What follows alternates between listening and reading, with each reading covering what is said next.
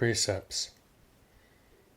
Tonight is the new moon, and so today we reaffirmed our commitment to Sila, the Patimokkha for the bhikkhus, the 10 precepts for the nuns, the 8 precepts for the Anagarikas. In this reaffirming of our commitment, we can take these 8 precepts to a refined level of interpretation.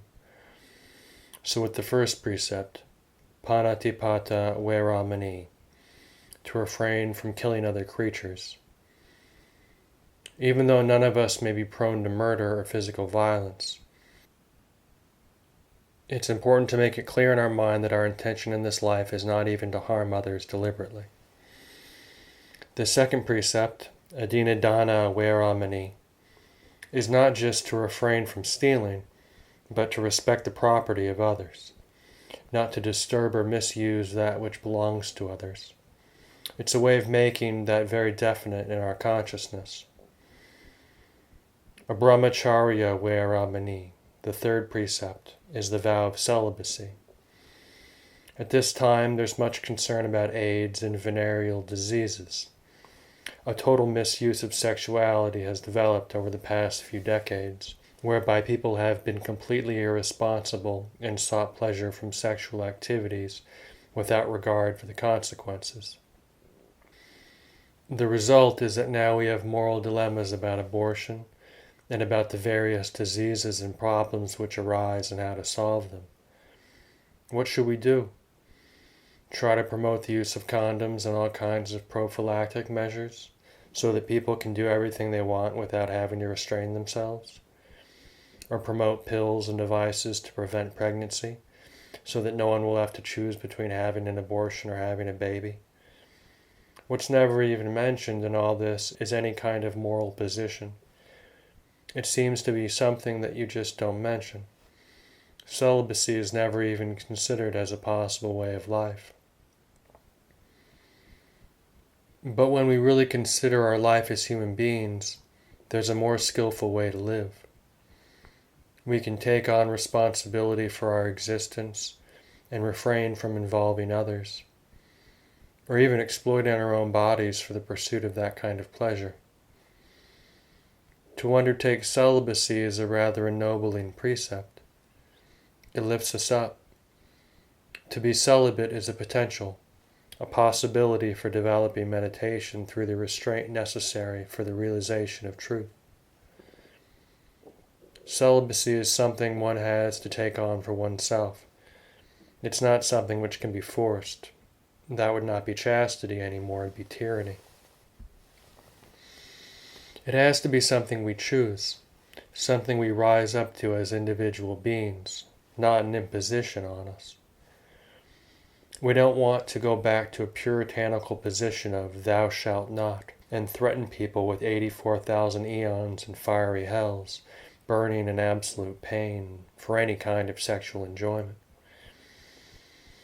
We're not trying to bring fear into the mind or to intimidate, but rather to encourage what is noble and beautiful in our humanity. I assume that you're capable of motivating yourselves, and so I present this opportunity for practice. Sometimes people can have very low opinions of themselves which are not really true. Maybe they've never had an opportunity to motivate themselves, or never felt that anyone trusted them enough to do so. We are trying to bring that kind of value, that kind of beauty into our monastic life, so that monasticism is something that is beautiful in the beginning, beautiful in the middle, and beautiful in the end, and not a kind of imposed tyranny or a forced march. We need to take on that responsibility for ourselves rather than turning it over to somebody else, expecting someone else to come along and enlighten us or love us, drive us or scold us. The spiritual potential of each being here is to be recognized. We have that marvelous ability to rise up to things rather than to sink down. Rising up isn't a willful force. It's the ability to go beyond the inertia or the habit tendencies of one's life towards something higher. learning how just to pay attention to the breath, or to be more patient, more forgiving, more kindly to oneself and others. All of this is the effort of rising up and meeting the occasion. This doesn't mean always having to succeed or prove oneself. It means rising up to meet a situation in a skillful way with mindfulness and wisdom. And this is a possibility for us. We don't have to be caught in the force of habit and lost in the realm of delusion. With speech, musawada veramani, the precept is to refrain from incorrect speech. How easy it is to get caught in self-view if we use I am, poor me speech habits. Notice the way the Buddha used language. There is suffering. There is anger, greed, or delusion. This is an example of refraining from wrong speech. If we start reflecting in that way, it affects how we see things. In this community, we have a willingness to learn how to communicate and try to have a way of speaking which is clear and honest, but not demanding or deluding in any way. By contrast, in society, one tries to be clever in one's speech, witty, droll, and with an intelligent mind, one's speech habits can be quite cruel and unskillful. But we give that up and try to use speech as something beautiful and clear, without giving forth wrong views to others. Musawada veramani is not just refraining from lies, but involves the intention to take on responsibility for speech. That whole function of our humanity is quite a miracle when you contemplate it, and yet we just take it for granted. We can use our speech for telling dirty jokes, cursing, swearing, gossiping, insulting, and all kinds of mean, horrible, and dishonest things.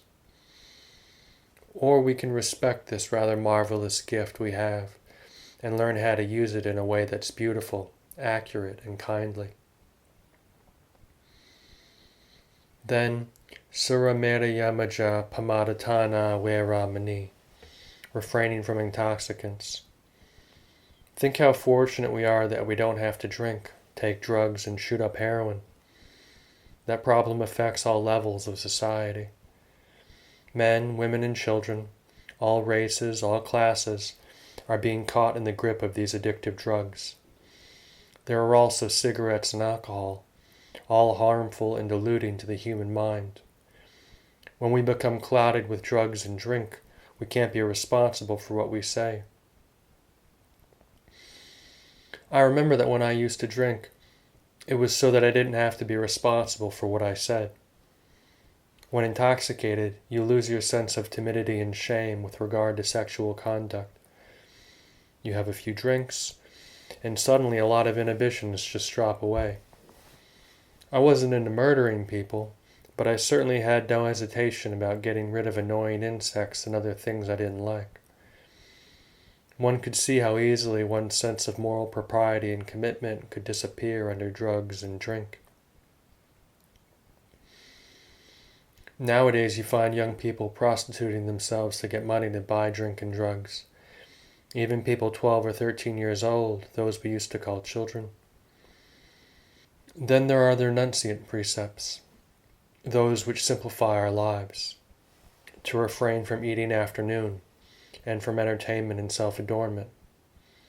For human beings, there is a whole realm of fun and entertainment available through eating, dancing, singing, games, movies, TV, and shows.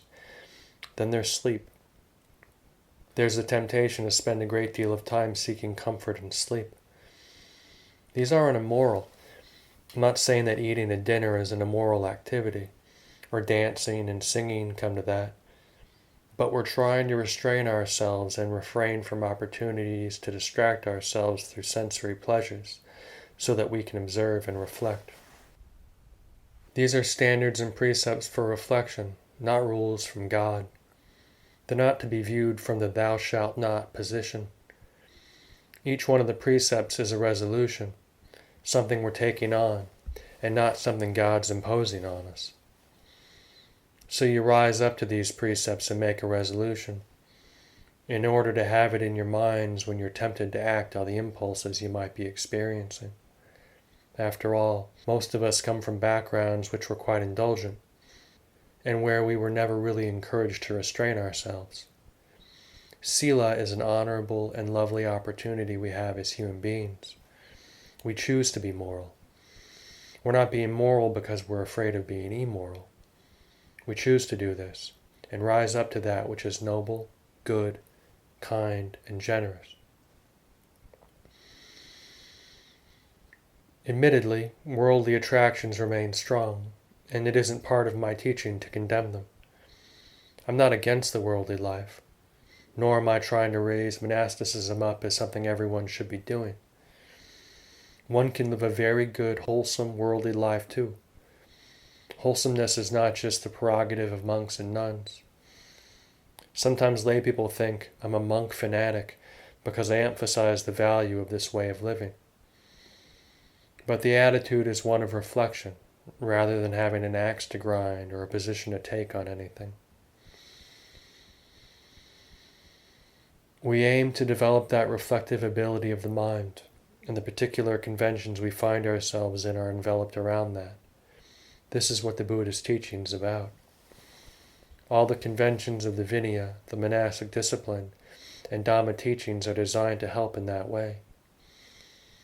Some people say you can follow the teachings fully as a layperson, and this is not to be denied. But if monastics can't use the lifestyle which is deliberately established for Dhamma Vinaya, what makes them think they'll ever do it in any other form? This is what I want to get you to look at.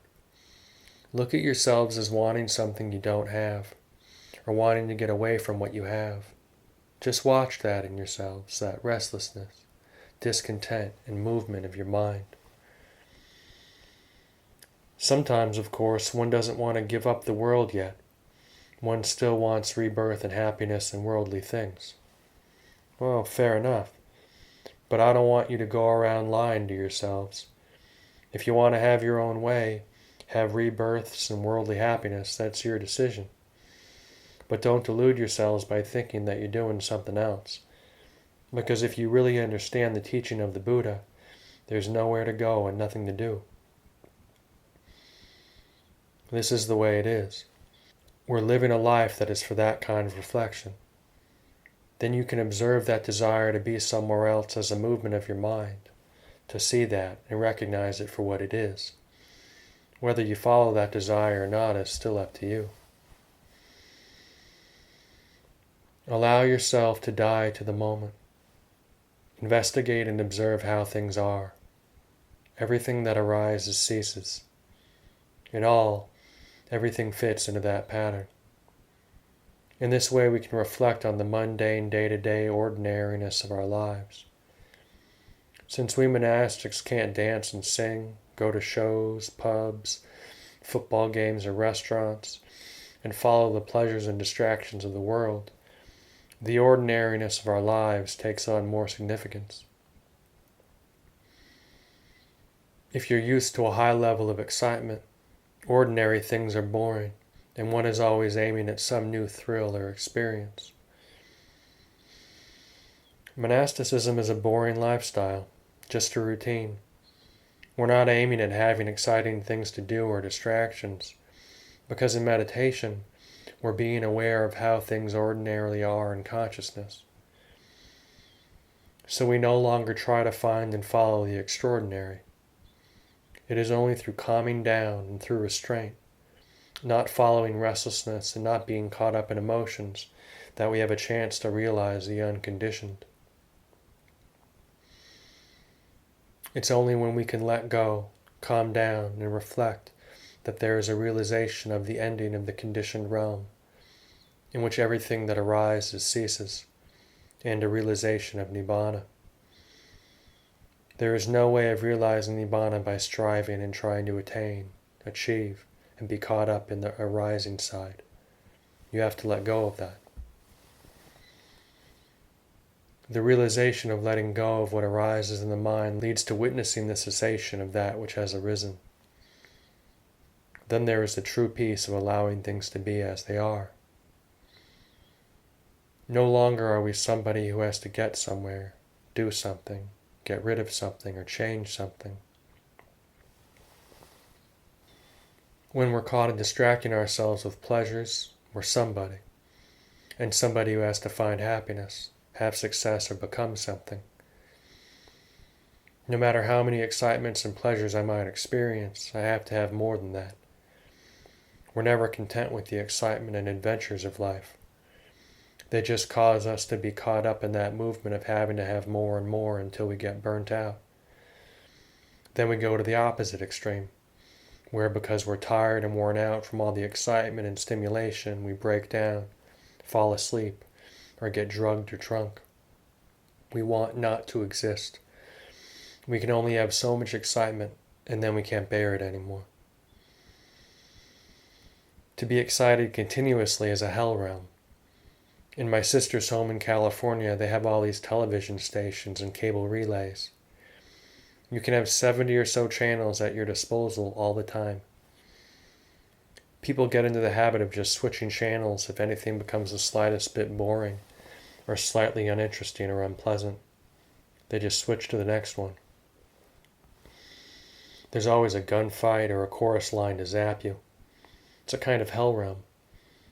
It's unpleasant to have a mind that has to be stimulated one moment after another. So you see the loveliness of a life that's based on composure, moral restraint, nobility, generosity, kindness, and reflection on Dhamma. It is wonderful to be able to have the opportunity and the encouragement to contemplate your own existence and train in a way that enables you to respect yourself. You can move towards being a contented and joyful being rather than a hungry, obsessed one.